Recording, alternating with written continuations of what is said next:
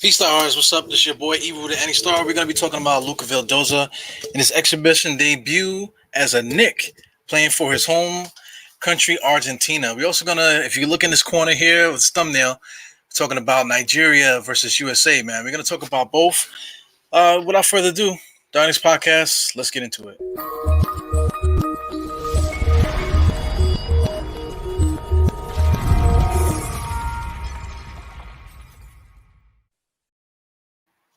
Peace stars, what's up? It's me.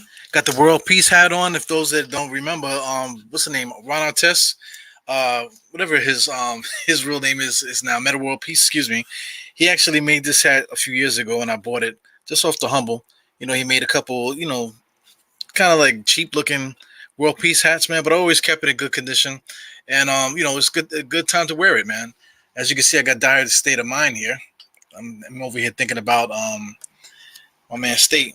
But this is the Dynamics podcast, and let's talk about that stuff, man. We got first let's talk about this USA game. So we're not supposed to lose to Nigeria, man. There's a reason why we play in Nigerian exhibition, especially the first game, just to get our feet wet. But let's before we show the stats and stuff, let's just look at the temperature of this game, man. The temperature of this USA game was I don't know if they just took them lightly, or maybe this group of players that are on this team, maybe they're just not ready. I just don't get it, man. All right, for those that can see it, let's I guess it's big enough for you guys to see there. But I'm just looking at the energy in the beginning. The guys are jumping up, watching the guys play. We kind of just going back and forth. I watched the game. I felt like the USA team was kind of just going through the motions, not really taking it serious. But this is for your country, man. You really got to come out there and play your hardest. Even if it's exhibition, you just need to try not to get hurt and this, that, and the other. These NBA teams, they make a lot of money. These players make a lot of money. They don't want to get hurt. I understand all of this, but like I said, you got that USC on your chest, man. You got to leave that diva stuff behind.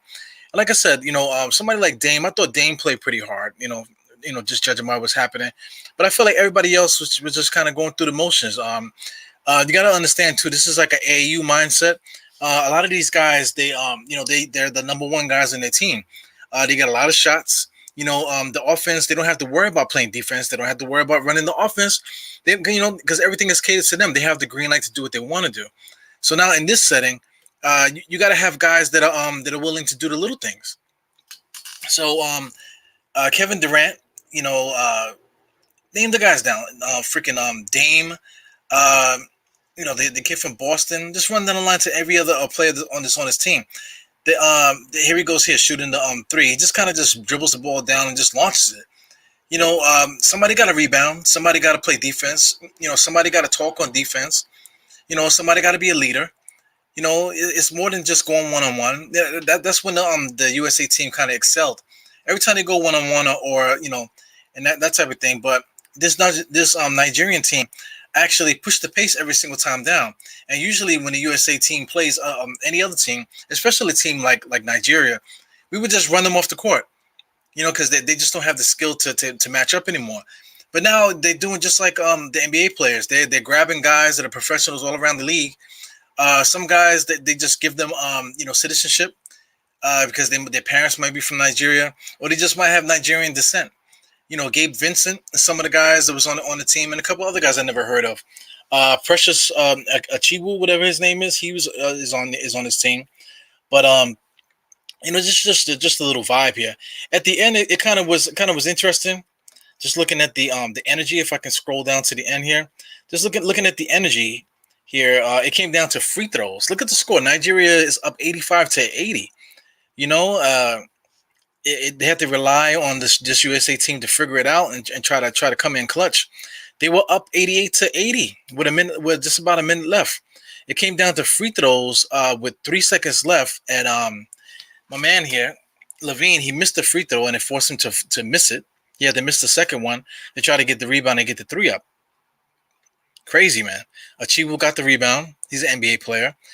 He ends up missing the free throw, but they would have been up by 4 if he would have made it. That heave, it's just kind of embarrassing, not to tell you the truth. Much respect to Nigeria, because outside of the NBA players, you saw Mike Brown was their coach. Outside of the NBA players that they have, you know, they're not supposed to beat USA no matter what's happening. You know what I'm saying? So we can call it a blip on the radar. A lot of guys are going to disregard the fact that maybe it's just exhibition. Guys are just trying to fill each other out, trying to get comfortable. That's all fine and dandy, man. But we have a reputation of being one of the best, best basketball talent, in the world, regardless if other teams have NBA or professional style basketball players. Let's take a look at their box score before we move along here. This is Argentina here. Let's make sure this thing is big enough for you guys to see. Yep, you guys can see it. So there's a couple guys that stick out here. You got Precious, of course. You got Gabe Vincent. Let's make it a little bit bigger. Trying my best here. So we got Precious, we got Gabe Vincent, we got Josh Okogie. These are NBA players. Scroll down here. Anybody else? Jaleel Okafor. He didn't play. So I'm interested to see if he's going to get a shot to play, because if he can get a shot to play, then they really will have a formidable team, because they'll have somebody that can actually score on the inside. And to me that's a little bit scary. You know what I'm saying? Uh, let me get rid of this here. Yeah, that's a little bit scary to me. So I'm just looking at the box score. We got Gabe Vincent. He had 21 points. Assists and stuff is gonna be there as a team. They had decent assists. You got this threes around fours, threes. They moved the ball around a lot. They also did a lot of one-on-one stuff. What stuck out to me with them is their 3-point shooting. Their 3-point shooting was pretty good. 3 for 6, 1 for 2, 6 for 8 from Gabe Vincent, 3 for 3 from Caleb Agaga. Caleb Agaga's Canadian, so he's like I think like 26 from Canada. 3 for 5, 2 for 4, 2 for 4. These are all. That's basically why they won, really, man. The USA just kind of stopped them from shooting threes. So it's just interesting, man. I just like to look at these these teams. I never seen half of these guys play. Even some of these NBA players. I've seen Precious. I kind of wanted the Knicks to take a look at drafting him some kind of way. Gabe Vincent, I've seen him play.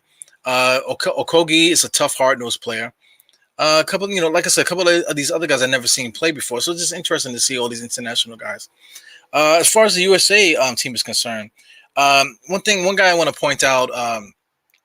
Where's he at here? Bradley Beal. Bradley Beal. He only had 2 points. He was 1 for 7.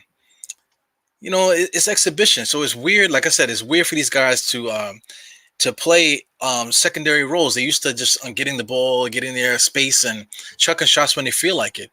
Kevin Durant is never going to have a problem shooting. So Jason Tatum is the name I couldn't get. He doesn't have a problem shooting either, but he's a one-on-one guy. In Boston, all he did was play one-on-one. So when he gets the ball, he's not gonna have a problem shooting it. Bam Adebayo, he's got to take the big minutes, rebounding, blocking shots, and that type of thing. He had no blocks. He's their starting center. He only had 5 rebounds. That's no good to me. If you have a big man, you need them to rebound. You need them to block shots, and I think that's what sticks out to me with this team. Draymond Green is their other big man. He had 10 points himself. He did have 3 blocks. He had no steals. But he's only like 6'7", 6'8" at the most. So this USA team doesn't have a lot of height. Like I said, Bam Adebayo is a defensive player in the NBA, and the way that they play. But also, like I said, he's also counted on to do a lot of other things with the ball too, man. So in this USA thing here, you need guys that's going to sit and do the dirty work. I don't see anybody here that's going to lower themselves down to that level where they're going to be doing dirty work. Shout out to Damian Lillard. He had 14 points. He was 4 for 10. You can see that at some points that Damian Lillard just wanted to chuck that ball. He just wanted to put the ball up and do his Dame time stuff. But you got so many great players around you. You're trying to feed off of those guys, and they just weren't doing it, man. So it's just interesting, man. I just wanted to talk about that a little bit before we get into the Argentina game. So we'll throw the Argentina game up here too, just to get a vibe of what they're doing. I really just want to see Luis Scola, man. Luis Scola is like 40 something years old, and he still could score, man. This first sequence here in Australia. Let's get it up here. This is right at the tip off. The first score I want to say from this guy. Let's check it out. There he goes there. No, that's a little layup there. But I think I might have had it right when he did it because I believe it was a pass. There you go. It was a pass from our guy Vildoza. I think it was Vildoza getting somebody an open jump shot. Where's he at? Luis Scola. I believe it was before that. Sorry guys, I did have it queued up. Just want to make sure. Nah, that's the play before. I just want to get that. I just want to see that play from Scola. Scola's an old guy, man, and I believe he had like the high score of the game. Let me see if it was here. Anyway, I think I messed up the queue there, but let's just get into the box score. I'll put up the box score so we can take a look at that. So the box score to me was kind of telling a little bit. Like I said, it's fun to watch guys that you never heard of before. That's Australia. We get into Australia in a second too. But let go. Luis Scola had 25 points, 8 rebounds, 2 assists. The guy's a beast. He's an international beast. Like I said, he's like 40 something years old, and he's still putting 29 minutes out there, still giving his all. Almost let this team to a win against Australia. 87-84 was the score. So let's look what they have here. They got Gabriel Deck is an NBA player. He had 3.7 rebounds, not really much else. Luis Scola, like I said, 25-8. Vildoza, he had 11-2. We'll talk about him in a second. Campazzo, everyone loves talking about him because, the passing and this, that, and the other. He had 12-5, 2 steals. He's a decent basketball player, man. 48, excuse me, 4 for 8 from the field. A couple other guys here don't really stick out to me. I don't recognize any of these names here from Argentina. But just watching that game too, they had a lot of guys that can handle, a lot of guys that can just play. You could tell a lot of these guys play with each other, for a lot of years and stuff. So that's the camaraderie that other teams have. USA just don't have that. They're never going to have that the way that the Dream Team and some of those other teams in the beginning of like the Dream Team 2, you got the Redeem Team. All these guys kind of had a lot of camaraderie. That's mainly due to the older guys. You want to talk about LeBron James, Dwayne Wade, Kobe Bryant, especially, Melo. All these guys, they play ball with each other for all their lives and stuff. So they have like a little bond with each other. This group, it just seems like a ragtag group. So let's go up to the Australian team. The Australian team is filled with NBA players. You got Joe Ingles, Aaron Baines. You got Patty Mills, Matthew Dellavedova that almost died in the NBA Finals when he played with Cleveland. You got Matisse, the Baye, whatever his name is, Dante Exum. A lot of NBA players here, man. Josh Green is on the squad as well. I'm anxious to see what Josh Green does, man, in the future of his career. But Joe Ingles, 16 points, 2 steals, 1 block. That's what he does in the NBA. Aaron Baines, he had 14-8, 1 block. What did he do for 3? 1 for 7 for 3. That's what kind of what he does in the NBA too. Patty Mills, 17, 4, 5, 2 steals. Typical Patty Mills. Dellavedova is going to give you the rebounds, assists, steals, and stuff like that. Not so much scoring. Some of the other guys. Matisse actually had 15, 5, 1 and 4, 3 blocks. He was very impressive, man. Matisse. So I want to look at him next season and see what kind of jump he makes, because he was showing a lot of skill that I didn't see in the NBA when he did play. So shout out to Matisse. Dante Exum is like the Australian version of Frank Ntilikina. He had 7 points, 1 rebound, 3 assists, 2 steals, 2 for 7. 0 for 2 from 3. He's a bum. Three free throws. The guy's still young. He's not even 30 yet. He's had as many chances as he could have to be a good professional basketball player. Has all the skills, and he just can't really do it. I really don't know what it is. He actually looks aggressive. So that's what scares me about Dante, is that he's actually looks like he's playing aggressive, looks like he's trying to play well. He's playing very hard, but it's just not translating to anything positive on the basketball court. The stats that I mentioned was pretty good. He actually helped push a lot of pace. He actually looked okay from the game on play that I saw from the kid, man. So shout out to him. I don't want to completely diss him, and just get into a whole Frank Ntilikina debate. But the kid is young and needs to just show and prove, because the talent is there. So let's get right into the highlights here with Luca Vildoza.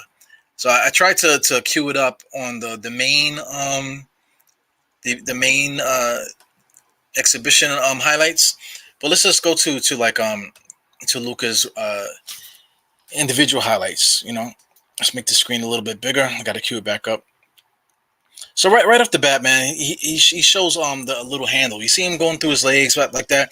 He has a lot of loosey goosey handle to his game. Nice little and pro set there just to get what's the name Luis Scola an open 3-pointer. Check out the next play.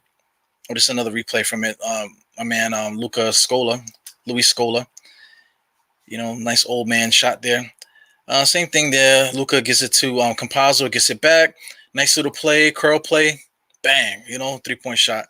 Just very casual in the way that he played this game today. I felt like he was real smooth, just kind of just getting loose or whatever, not really trying to do too much. His ability to shoot that three, that's not a fluke. The guy just stepped into it and just pulled up like he's supposed to do that. So look, it's a pull up. He didn't heave it. He just came in at 2 steps and it pulled up. You know what I'm saying? The rest of his teammates, you can see Scola congratulating him. Everyone else's body language is like, there's something that they know that he can do. They're very excited about his play and stuff. I'm just excited about his poise, man. Look at that 2 steps pull up into the jump shot, man. It was clean, straight, arm and everything where it's supposed to be, and he just flicked it up and it went in. Amazing shot, actually, man.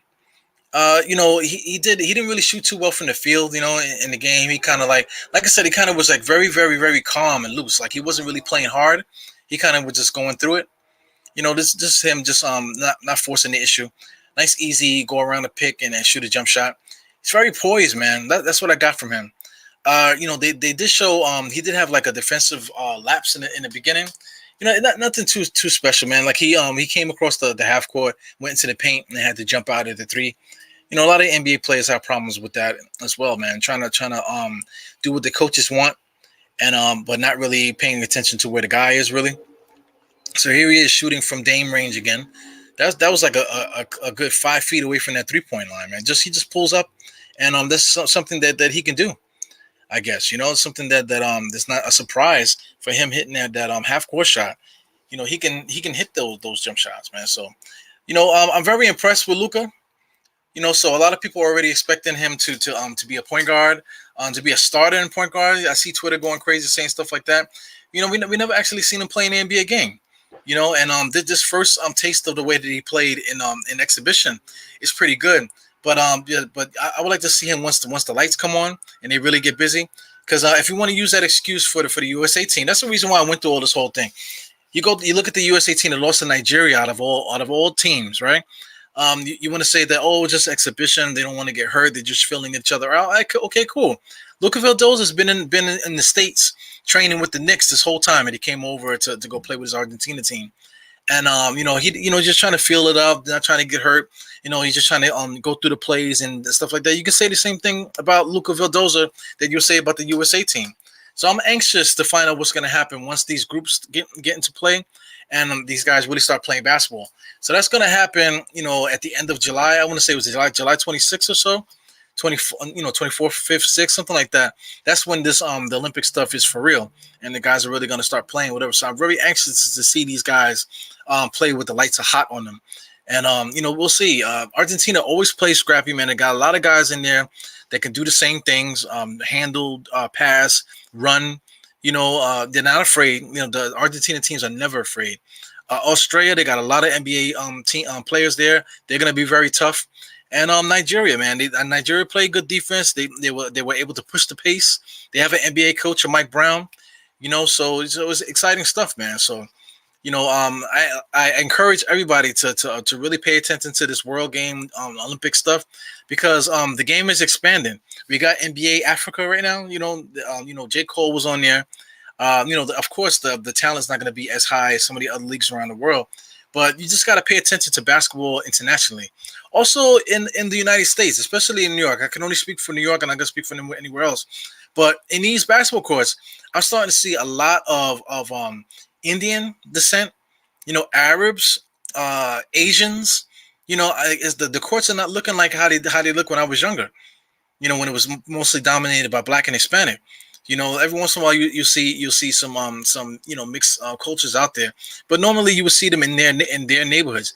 Now you see it everywhere. People live all over the place now. There's an open culture country, this world right now, where people expanded their friendship groups and stuff. So you're gonna see all kind of cultures anywhere in the city. So right across the street from where I live. Yeah, sometimes I sit and watch because I haven't played in a while. I really need to get myself into shape, and I'm seeing a lot of Indian kids, putting that ball through their legs and doing the stuff that they do. A lot of creativity, a lot of hardcore basketball play.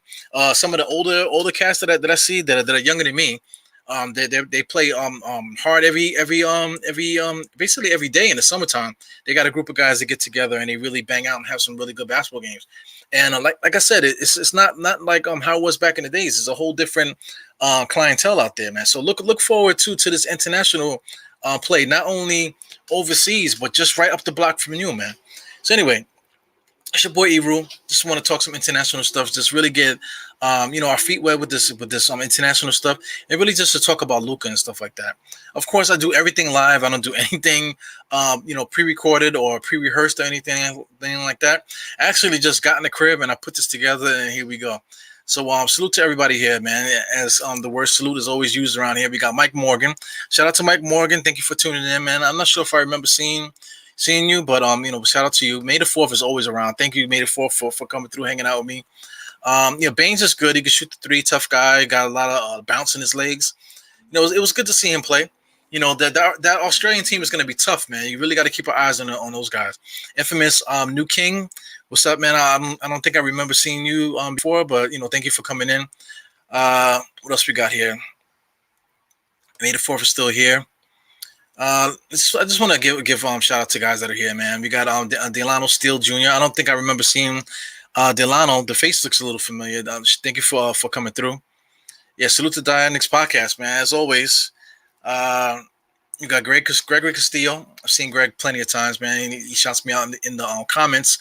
That's another thing too. Get in the comments, man, because I respond to basically everybody, unless it gets crazy, like because now I'm starting to get back into the thousands with the views and the multi hundreds and stuff.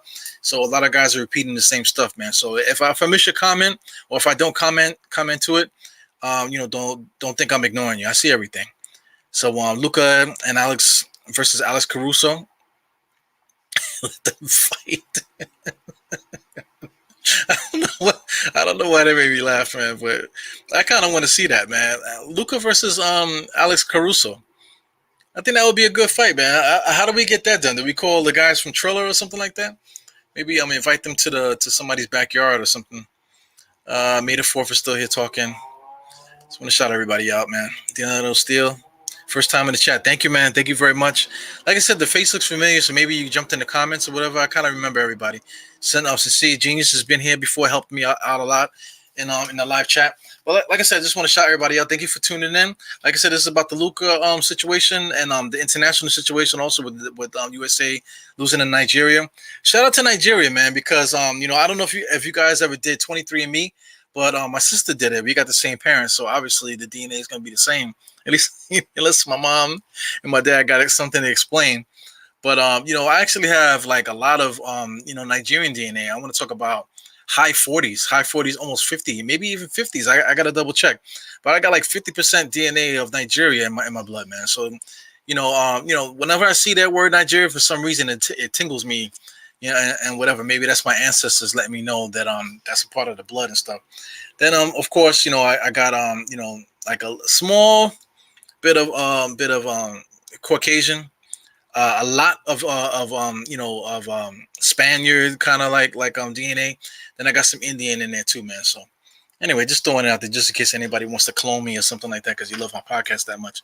Anyway, guys, I don't even know I said that, but shout out to Nigeria. Shout out to everybody that pays attention to that shit. And I'll see you guys on the next one. All right, peace.